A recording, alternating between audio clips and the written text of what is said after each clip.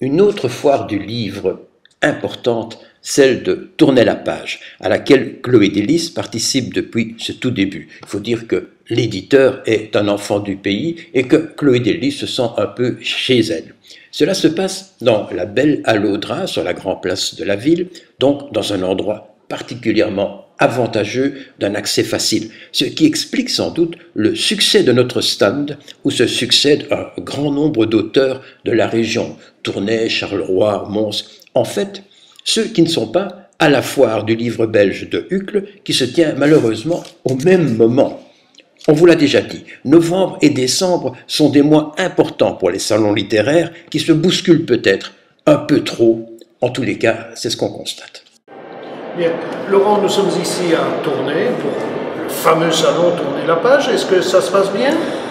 Il y a du monde, beaucoup de promeneurs, peu d'acheteurs, mais enfin je veux dire ça va, on a des contacts et la télévision régionale notamment est venue filmer hier. Ici on a quelques auteurs qui viennent. Ouais, le prix d'entrée, comme tout le monde le sait, est toujours à 2 € depuis l'an dernier. Mon Dieu, je ne crois pas que ça ait beaucoup influencé. Je vais dire par rapport à ça, en fait, on a tout. Enfin, il y a deux positions. Il y en a qui disent que finalement ça a très peu d'impact, et il y en a d'autres qui disent que finalement les personnes préfèrent rester à l'extérieur ou attendre le café.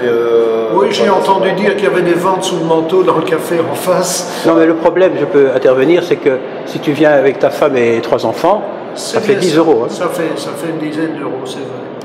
Mais comme tu disais ce matin, on se demande si le plus facile, ce ne serait pas éventuellement d'augmenter le prix des consommations au bar, par exemple, quelque chose comme ça. En sachant que de toute façon, le bar, il y aura des consommations, que là, je veux dire, ça freine vraiment, surtout qu'en plus de ça, je veux dire, au niveau de l'entrée,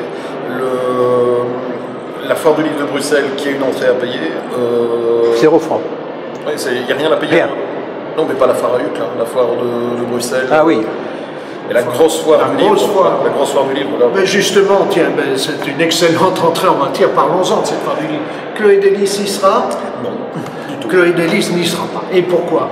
Parce que, tout simplement, je veux dire, c'est totalement inabordable au niveau des prix. Pour un espace de 6 mètres carrés avec ni la table, ni les chaises, donc un espace à nu, c'est plus de 1 000 €.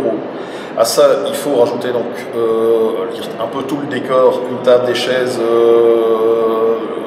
je veux dire, tout ce qu'il y a possibilité pour arriver à avoir un stand qui tienne plus ou moins la route.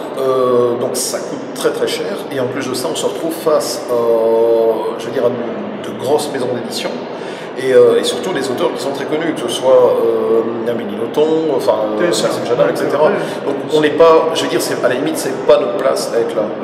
Tant qu'il n'y a pas quelque chose qui est réservé pour l'édition indépendante, pour les petits et moyens éditeurs, ça n'est pas possible. Et d'ailleurs, c'est simple, tous les petites maisons d'édition qui ont essayé d'être présentes à la foire du livre de Bruxelles, jette l'éponge l'année suivante, parce que ça coûte très cher et ça ne rapporte rien.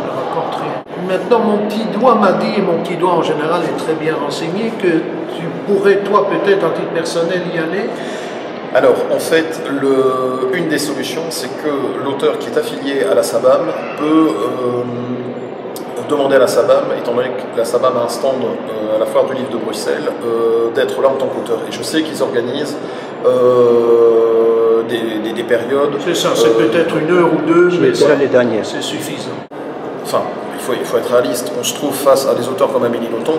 Les gens qui viennent ne viennent pas pour Bob Boutique, Laurent Duartier, Jean-Philippe Carton ou Louis Delville. En fait, ils viennent pour des grosses pointures qui sont présentes. Mais le gros avantage, c'est d'être là en tant qu'auteur et d'arriver à se montrer. Et ça, je veux dire, même les gens, en fait, ont vu notre binette. Et ça peut être important. Et je pense que c'est vraiment, de toute façon, un travail sur le long terme. Donc on en revient toujours au même résultat. Pour vendre des livres, il faut être connu. Il faut être connu, c'est toujours certaines maisons d'édition qui se lancent le disent d'ailleurs ouvertement en disant que ce qui les intéresse, ce sont des auteurs qui vont vendre et que uniquement, je veux dire, une vente confidentielle, ça ne les intéresse pas. Et donc tout le problème est là, c'est que arriver à éditer le livre, c'est pas ça qui est compliqué, c'est d'arriver à le vendre. Et le but de Chloé Délice, encore une fois, c'est de mettre le pied à l'étrier, on en parlait justement tantôt au rez-de-chaussée. Le but de Chloé Délice, c'est de mettre le pied à l'étrier aux auteurs, de permettre à toute une série d'auteurs de sortir de l'ombre et d'arriver tout doucement à se faire connaître. Que ce soit Claude Delis ou une autre maison d'édition, peu importe, mais si à un moment donné quelqu'un ne met pas le pied à l'étrier, ne permet pas à ses auteurs d'arriver à sortir leurs livres, je veux dire, ça reste dans l'ombre et ça reste au fond d'un tiroir. C'est la même chose au niveau de l'émission d'actu, où il y a une découverte de toute une série de talents divers, que ce soit des peintres, musiciens, artistes, etc. Ça permet d'arriver à les faire connaître.